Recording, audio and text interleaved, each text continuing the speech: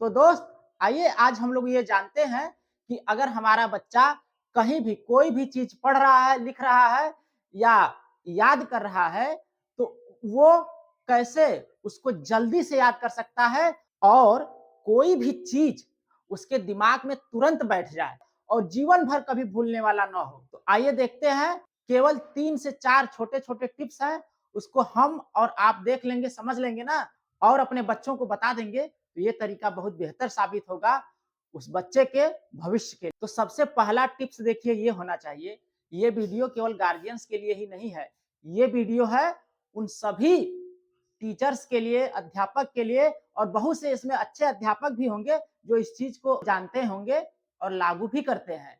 मैं ये नहीं कह रहा हूं कि मैं पहली बार आपको बता रहा हूं, लेकिन हाँ, एक चीज मैं आपको अवश्य बताऊंगा कि देखिए जब भी बच्चा आपका पढ़ने बैठे, उसके पहले की तैयारी हम लोग क्या करें?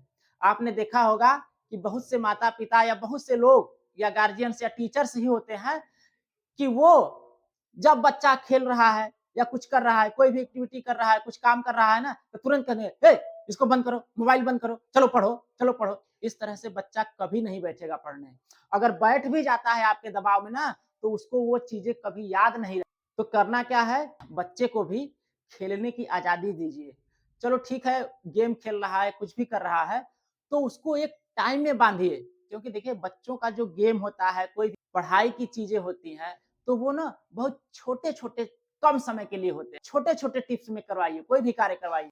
अगर बहुत लंबा गेम ही खिलवा देंगे ना, तो वो ऊब जाता है। तो बच्चों की जो टाइम पीरियड होती है ना, बहुत छोटे-छोटे, अभी ये खेलेगा, कभी कुछ करेगा, कभी कुछ करेगा, तो वो उसमें उनको उबन नहीं होती है। अगर ज़्यादा देर तक किसी भी चीज़ को आप उनसे करवाएँगे, जैसे गेम ही खिलवाना हुआ, पढ़ाई ही करवाना हुआ ना, तो वो उससे ऊब जाता है ना? बच्चों को खेलने से भी मत रोकिए, बस उनको खेलने दीजिए और उनसे कहिए कि ठीक है बेटा, अभी ये आप गेम कर खेल रहे हो या ये कार्य कर रहे हो तो इसको कर लेना, इसके बाद अच्छे से आना और हाथ मुंह धो करके तौलिए से पोंछ करके फ्रेशनेस के साथ पूरी तैयारी के साथ उसको 1 ही घंटे के लिए आपको बैठना है पढ़ने के लिए, ज्यादा देर तक नहीं, या 40 मिनट ही बैठाइए, 45 मिनट ही बैठाइए। तो बच्चा जब अपने दिमाग में ये सब सारी चीजें बैठा करके स्वतः पढ़ने के लिए जिस दिन बैठेगा ना, वो उस दिन बहुत अच्छे तरीके से पढ़ेगा।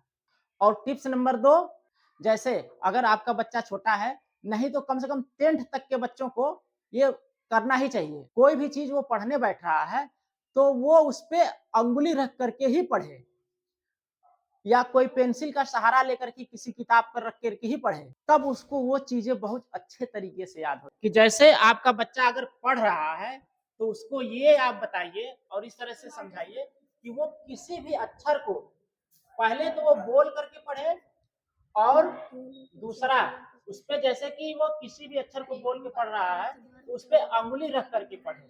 तो इससे क्या फायदा होता है, जब आपका बच्चा किसी भी अक्षर पे अंगुली रख करके पढ़ता है ना, तो वो उसके दिमाग का कंसंट्रेशन उसी अक्षर और उसी शब्द पे ही जाता है और वो अक्षर और शब्द उसके दिमाग में बैठ जाते हैं। जैसे कि अभी ये लड़का पढ़ रहा है, तो जैसे कैसे पढ़ना है, देखिए इसको यहाँ से आप पढ़िए तो एक बार फिर से, और इसको बोल करके पढ़ना है, भारतीय लोगों का तेज तेज बोल के पढ़ना है। भारतीय लोग उत्सव प्रिय होते हैं। यहाँ वर्ष भर त्योहारों की धूम मची रहती है। हाँ। ये त्योहार हमारे जीवन में उत्साह हाँ।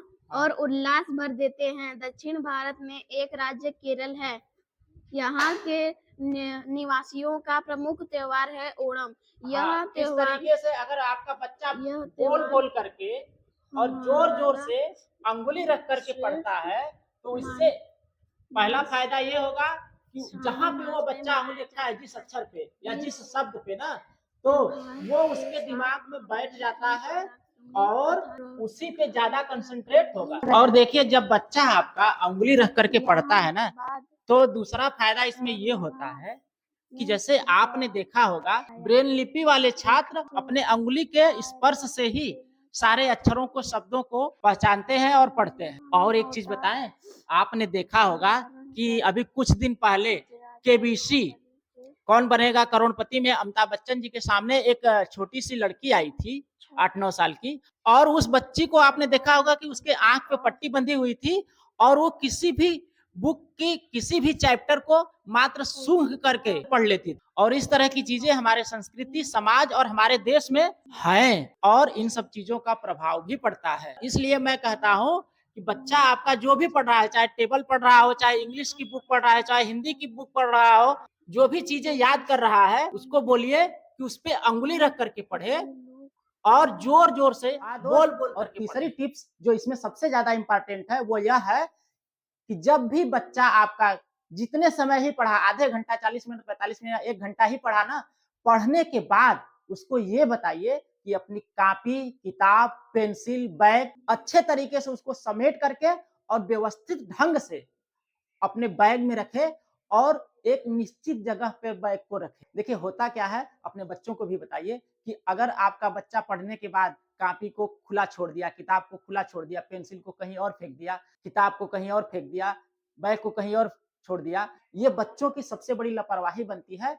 जो उसके लिए आगे चलकर बहुत घातक होती है। अगर वहीं पर एक बच्चा है जो पढ़ने के बाद अपनी चीजों को, अपनी कॉपी, किताब, बुक, पेंसिल, किसी भी चीज का इज्जत से और सही जगह पर सही तरीके से रखना सीख जाता है ना, तो वो पूरा जीवन बहुत बेहतर और अच्छा इंसान बन करके सफल व्यक्ति बनता है। और ये मैं अपने तरफ से नहीं कह रहा हूं, आपने देखा भी होगा।